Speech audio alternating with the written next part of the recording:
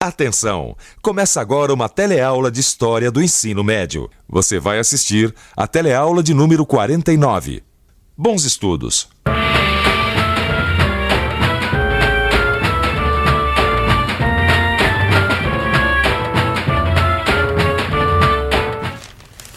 Olá, sabe que eu estava aqui dando uma olhada no noticiário da economia e estava pensando, hoje em dia, todo brasileiro entende um pouco de economia, não é?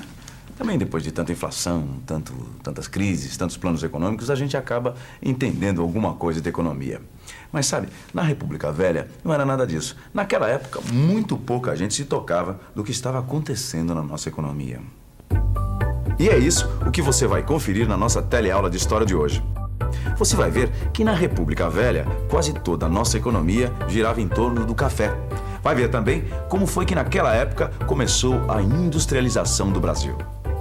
Quer dizer, no Brasil da virada do século, a base da economia era o café. A produção do café chegou a dobrar num período de apenas 5 anos. E como não havia mais escravidão nas fazendas, quem é que trabalhava na produção do café? Na maioria das vezes, eram os imigrantes.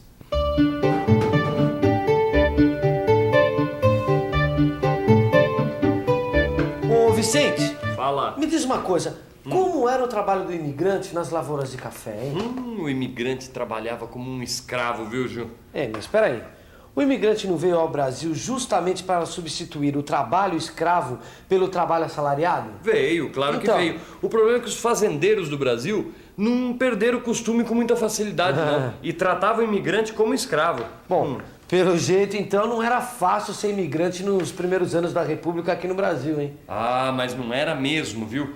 E olha que tinha muito imigrante, viu, Gil? É Pra você mesmo? ter uma ideia, nos 10 primeiros anos de República, Sim. vieram mais de 1 milhão de imigrantes aqui pro Brasil. Eu aposto que a maioria veio aqui para São Paulo trabalhar na lavoura de café, não é não? Isso mesmo. Mas o pior é que justamente nessa época começou a aumentar a produção, começou a faltar, grana. O capitalismo ganhou força mesmo em São Paulo com o crescimento das lavouras cafeeiras. Tanto é que a força econômica de São Paulo começou com os lucros do café. Esse centro financeiro da cidade, onde nós estamos agora, é um fruto da economia cafeeira daquela época.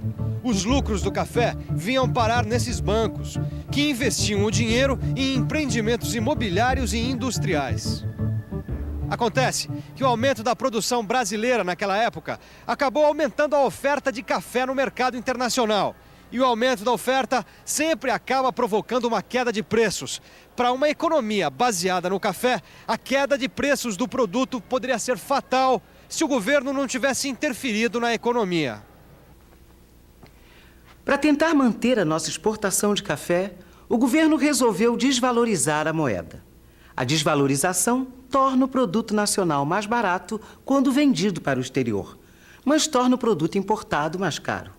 Claro que isso beneficiou os cafeicultores, que puderam manter os lucros com a exportação do café. Mas não foi uma solução muito duradoura. Bom, a situação não durou porque o Brasil ficou ainda mais endividado com as desvalorizações da moeda. Tanto é que o presidente Campos Salles, que governou o Brasil entre 1898 e 1902, adotou um programa econômico bem rígido para tentar equilibrar as contas do governo. Ele conseguiu um empréstimo de 10 milhões de libras, tirou moeda de circulação e valorizou a moeda brasileira de novo. Agora, o presidente seguinte, o presidente Rodrigues Alves, que governou o Brasil entre 1902 e 1906, encontrou uma situação ainda pior. Porque com a revalorização da moeda nacional, o preço do café continuou caindo cada vez mais. Até que os maiores produtores, os estados de São Paulo, Minas Gerais e Rio de Janeiro, resolveram reorganizar a política cafeeira. A nova política cafeeira foi decidida na cidade de Taubaté, estado de São Paulo, no ano de 1906, quando foi assinado o Convênio de Taubaté. Esse convênio tomava as seguintes decisões: pedir a intervenção do governo no mercado de café, obter empréstimo para que os estados produtores pudessem comprar e estocar os excedentes de café. Além disso, os estados queriam evitar a valorização da moeda nacional, assim como queriam evitar uma nova superprodução de café. Acontece que os estados de Minas Gerais e Rio de Janeiro acabaram não assumindo as decisões tomadas no Convênio de Taubaté. Então, O governo de São Paulo resolveu agir sozinho. No ano seguinte, 1907, ele pegou dinheiro emprestado no exterior para comprar 8 milhões de sacas de café só para fazer estoque. Vicente, você já pensou? Olha, comprar 8 milhões de sacas para deixar tudo isso guardado, estocadinho, bonitinho? Mas foi Que com isso? medidas como essa que o governo conseguiu fazer com que o preço do café subisse novamente. Ó, para você ter uma ideia, em 1908, o governo federal emprestou mais dinheiro para que o estado de São Paulo pudesse interferir no mercado cafeeiro, comprando e estocando produto. Bom, com isso, então, com essa medida, o preço do café aumentou, subiu. Ah, sem dúvida. Começou a subir já em 1909 e continuou subindo até 1912.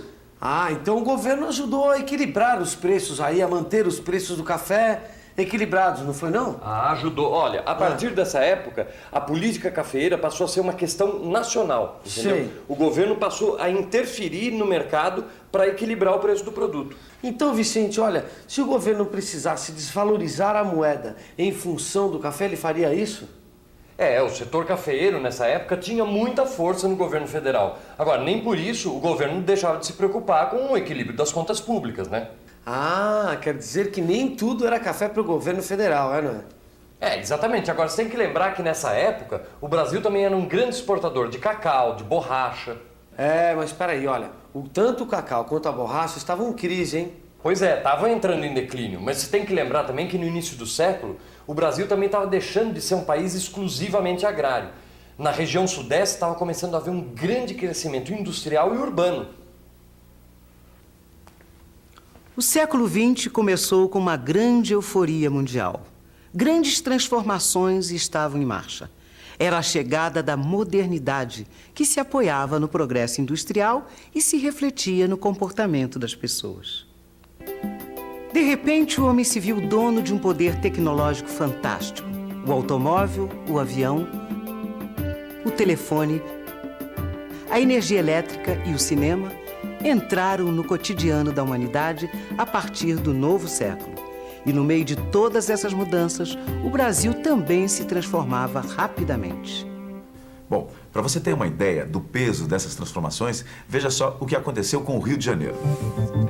Em poucos anos, banqueiros, comerciantes passaram a investir na indústria. E a cidade ganha fábricas de tecidos, fábricas de bebidas, moinhos, sem falar nas pequenas oficinas que produziam calçados, por exemplo.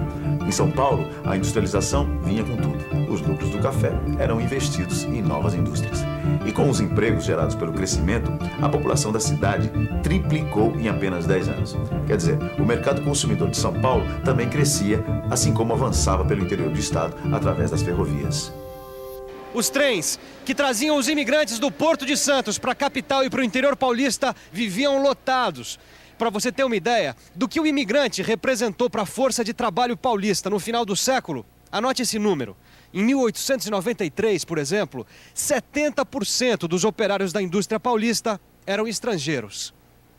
Ô, Vicente, quase todo mundo era estrangeiro aqui em São Paulo no começo do século, hein? Era. Inclusive falavam que nessa época a língua que mais se falava em São Paulo era o italiano. Tal a quantidade de imigrantes que tinham, trabalhando na indústria, trabalhando na lavoura de café, entendeu? E me diz uma coisa, eles eram donos ou eram empregados, hein? As duas coisas. As duas coisas? As duas coisas. Na verdade, os imigrantes eles estavam nas duas pontas da indústria, como proprietários e como operários, entendeu? E quais eram os principais produtos da indústria paulista, hein? Eram os chamados bens de consumo não duráveis. Era tecido, comida, enfim, essas coisas que abastecem o mercado interno, entendeu? Sei. Quer dizer, então, que quando começou a Primeira Guerra, isso era 1914, o Brasil tinha uma produção industrial razoável, não tinha? A Primeira Guerra Mundial, que começa em 1914, também faz com que a indústria brasileira cresça bastante. Isso porque o conflito abala as exportações europeias, diminuindo a concorrência externa ao produto nacional. Pelo menos até o fim da guerra, em 1918, a indústria brasileira seria beneficiada pelas dificuldades do quadro internacional. E depois da guerra, começa então a diversificação da indústria brasileira. Na década de 1920, é criada a primeira siderúrgica do país. Foi então que começou a chamada indústria de base nacional. A indústria de base deixa o Brasil menos dependente do produto externo e garante um crescimento econômico ainda maior nos anos seguintes. Ô, Vicente, Oi. o governo protegeu o café para garantir a rentabilidade do negócio, tá certo? Tá certíssimo. Agora, ele fez a mesma coisa com a indústria? Rapaz, aí você me pegou, viu?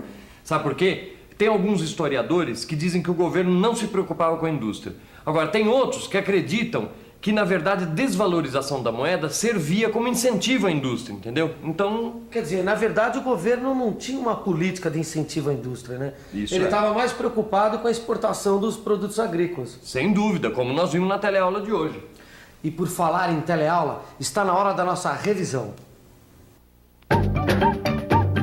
E atenção, se liga aí que é hora da revisão. Na nossa teleaula de história de hoje, a gente estudou alguns aspectos da economia brasileira no início deste século. A gente viu como a economia brasileira girava em torno da produção de café. Vimos como a oscilação do preço do café levou o governo a desvalorizar a nossa moeda. Vimos como o governo defendia os preços do produto, comprando e armazenando café. Vimos também como foi que, nesse contexto econômico, surgiram as primeiras indústrias brasileiras e o impacto que elas tiveram na urbanização das nossas cidades. Então, deu para ter uma ideia de como o Rei Café interferiu na economia brasileira do início desse século? Pois é, agora você já sabe, é pegar o livro e estudar para fixar tudo que você aprendeu hoje. Na próxima teleaula, você fica sabendo a continuação dessa história. A gente vai estudar um pouco mais o desenvolvimento da sociedade industrial brasileira. Bons estudos e até a próxima!